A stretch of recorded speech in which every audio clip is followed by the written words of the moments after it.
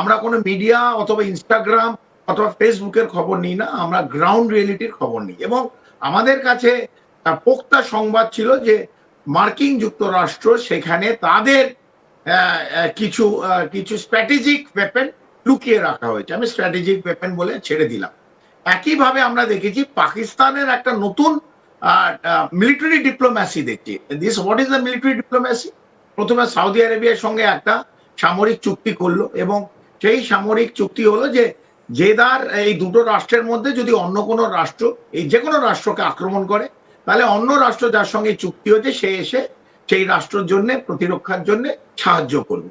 একইভাবে আমরা দেখলাম এখন একটা খসড়া তৈরি করছে বাংলাদেশ আর পাকিস্তান, যে ৫৩ বছর আগে যে ১৯৭১ অপারেশন সার্চলাইট করে লক্ষাধিক বাংলাদেশি যারা ছিল সাধারণ নাগরিক হিন্দু মুসলিম দুজনকে উভয় পক্ষে খুন করেছিল, রাতে ডেকে ডেকে খুন করেছিল, লক্ষাধিক বাংলাদেশিকে নির্যাতন করেছিল।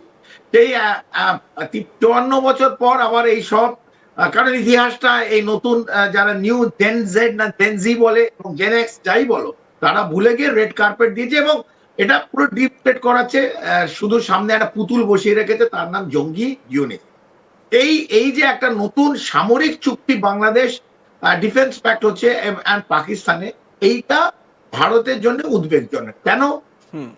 অন্য যা ইচ্ছে দুটো রাষ্ট্রের মধ্যে করুক, তারা নিজের রাষ্ট্রগুলোকে জ্বালাক, জঙ্গিদের জন্য ইউজ করুক, মৌলবাদীদের ইউজ করুক, এটা বাংলাদেশ এবং পাকিস্তানের অভ্যন্তরীণ বিষয়। যতক্ষণ ভারতের ওপর কোনো ভারতের বিরুদ্ধে অনেক চেঁচাচ্ছে, আর কারা চেঁচায় খালি রাস্তায় রাত্রির বেলা, যারা বাংলাদেশি দর্শক দেখতেন জানেন যে আপনার বাড়ির নিচে যখন ভোর রাত্রির হয় অথবা অনেক গভীর রাত্রির হয়, কারা চেঁচায় এবং তারা চেঁচাতেই থাকে যতক্ষণ না ঢিল মেরে তাদের তাড়ানো।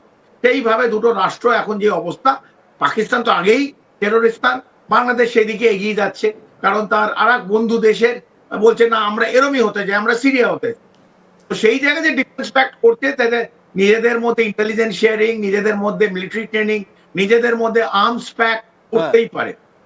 উদ্বেগজনক যেটা আপনি তুললেন যে পাকিস্তান একটা কিন্তু উজ্জ্বল রেখে দিয়েছে, পাকিস্তানের যে স্ট্র্যাটেজিক ওয়েপন্স আছে নিউক্লিয়ার, সেগুলো কি বলছে আমরা বাংলাদেশকেও আর্মড করব, বাংলাদেশকেও সশক্তিকরণ করব থ্রু আওয়ার স্ট্র্যাটেজিক ওয়েপন।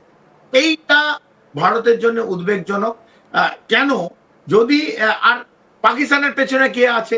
এই লিঙ্ক গুলো করতে মার্কিন যুক্তরাষ্ট্র। এবং যখন ইরানের কথা উঠলো, স্বপন আপনি ভালো করে জানেন, এটাও আমরা করেছি ফর্দতে, যে কথা ওঠানো হলো মার্কিন যুক্তরাষ্ট্র প্রেসিডেন্ট ট্রাম্প যে ইরান নাকি স্ট্র্যাটেজিক ওয়েপন তৈরি করছে, নিউক্লিয়ার ওয়েপন তৈরি করছে, তাদের নিউক্লিয়ার ফিসাল মেটেরিয়াল কোথায় কোথায় রাখা আছে, ফর্দ বলে একটা জায়গা আছে, তার সেই পাহাড়ের নিচে রাখা আছে। এবং এইটাকে প্রভোগ করে উস্কে দিয়ে ইসরায়েল কিন্তু করে দিল অ্যাটাক ইরানকে অন দিস স্পেসিফিক থিং, যে ইরান তার ফিসাইল মেটেরিয়াল ফিসাইল পয়েন্টে যাচ্ছে এবং অনেক স্ট্র্যাটেজিক ওয়েপন নিউক্লিয়ার তৈরি করার একদম একদম শেষ পর্যায়ে আছে। তো অ্যাটাক করে দিল, আমেরিকাও তার B-2 বম্বার পাঠালো, সেই ফর্দ মারলো। তারপর দেখা গেল যেমন ইরাকে ডেজার্ট স্টর্ম হয়েছিল, বায়োলজিক্যাল কেমিক্যাল ওয়েপন বলে তেলটা নিতে গেছিল মার্কিন যুক্তরাষ্ট্র এবং সাদ্দাম হোসেনকে মারা হলো। ইট ওয়াজ এ কোল্ড ব্লাডেড মার্ডার এবং হিউম্যানিটিকে মারা হলো। ইরাককে ধ্বংস করলো কিসের জন্য? শুধু তেলের জন্য, অনলি ফর অয়েল। এবং ইরানেও একটা বিরাট অংশ জায়গায় ভারতে, চীন সব জায়গায় তেল পাঠায়। তো মার্কিন যুক্তরাষ্ট্র হচ্ছে ব্যবসায়িক সবচেয়ে বড় পার্টনার, পুরো ওয়ার্ল্ডের ডমিনেন্স চায়, তারা তেলটা নিয়ে নিতে চায়। তো তেলের জন্য উস্কে দিল, অন্যদিকে বললো এরা নিউক্লিয়ার বোমা তৈরি করছে এবং সেই জায়গায় ইরান দিয়ে অ্যাটাক। এবার বাংলাদেশ তো শুকনো জায়গা, সারাদিকে বন্যা প্লাবিত এরিয়া, সেখানে নদ নদীর জায়গা, সেইখানে তো আর তেল নেই। তেল আছে বঙ্গোপসাগরে, যেটা ওরা নিতে চায়, তেল আছে, তখন তেল আছে সেন্ট মার্টিন আইল্যান্ডে ওরা বেস করছে। কেন? বঙ্গোপসাগরটা কন্ট্রোলে আনবে, বঙ্গোপসাগরের ওই পুরো এরিয়ার মধ্যে তেল আছে এবং শুধু তেল নয়, দক্ষিণ পূর্ব এশিয়ার পুরো এরিয়াটা ওরা কন্ট্রোল করবে, বিশেষ করে চায়নাকে চেকমেট করার জন্য। এবং মায়ানমারকে মোটামুটি আরাকান প্রভিন্সের ওই এরিয়াটা মার্কিন যুক্তরাষ্ট্র অটোমেটিক তার কন্ট্রোল করে দিয়েছে। এই যতগুলো জঙ্গি সংগঠন আছে তাকে যুদ্ধ সামগ্রী, অস্ত্র শস্ত্র, টাকা, খাবার দাবার।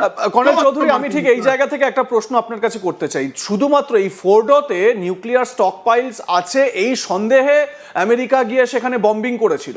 ঠিক এই জায়গা থেকে ভারত যদি কখনো এই আশঙ্কা করে যে বাংলাদেশের কোনো একটি জায়গায়, ধরুন সেন্ট মার্টিনে বা ধরুন অন্য কোনো জায়গায়, চট্টগ্রামে হোক বা কোনো জায়গায়, যদি এই আশঙ্কা করে যে সেখানে নিউক্লিয়ার স্টক পাইলস করা হচ্ছে এবং এটা ভারতের বিরুদ্ধে কাজে লাগানো হবে, এই আশঙ্কা থেকে যদি ভারত কোনো সময় অ্যাটাক করে, ন্যাশনাল সিকিউরিটি ডক্ট্রিনকে লঙ্ঘন না করে যদি সেটা করে, তাহলে এটা মানে আমেরিকাকে এটা কিভাবে এটাকে রিয়্যাক্ট করবে?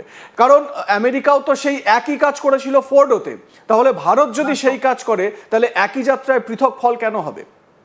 একদম খুব সঠিক প্রশ্ন। প্রথমত বলি স্বপন, আবার আমি বলি, ভারত মার্কিন যুক্তরাষ্ট্র নয়। মার্কিন যুক্তরাষ্ট্র ভারতের স্ট্র্যাটেজিক পার্টনার অথবা ব্যবসায়িক পার্টনার।